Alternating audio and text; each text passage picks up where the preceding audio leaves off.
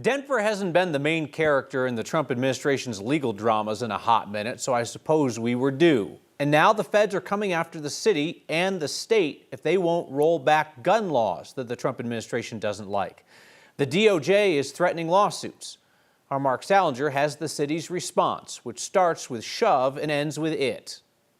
So we're here today to let them know that our answer is hell no. On the steps of the city-county building Monday, Denver Mayor Mike Johnston made it clear what his city thinks of the Trump administration's demand to roll back gun laws. No, we will not roll back a common sense policy that has kept weapons of war off of these city streets for 37 years.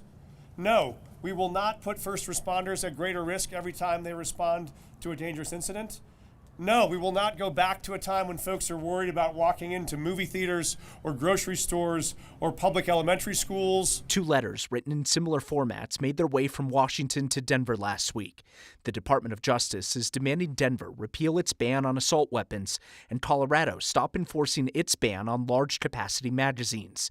If they don't, the Trump administration is threatening to sue. When our president attacks policies like Denver's assault weapons ban, he isn't just challenging a law, he's challenging our right to decide what keeps our neighborhoods safe. City council members and state lawmakers stood behind the mayor, including Democratic Senator Tom Sullivan, whose son was killed in the Aurora Theater shooting. Senate Bill 3 passed last year. We didn't do a full-fledged assault weapons ban. We did the next best thing, which because high-capacity magazines are what put the mass in the mass shootings. Now the Trump administration wants Colorado to stop enforcing it.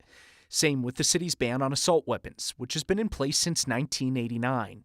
Denver's city attorney says it's already been tested in court. This ordinance is not unconstitutional. No question about it. 6 court of appeals have found that similar ordinances fully comply with the Second Amendment. The Trump DOJ disagrees, saying it violates the Second Amendment. Now the threat of a lawsuit could head to court. As you know, Colorado has a long and painful history with assault weapons. In Colorado, you only have to say the places: Columbine, Aurora, Boulder, and the rest of the memories and pain comes flooding back. Mayor Johnston told me today he's not aware of any other states or cities receiving similar letters in the last week.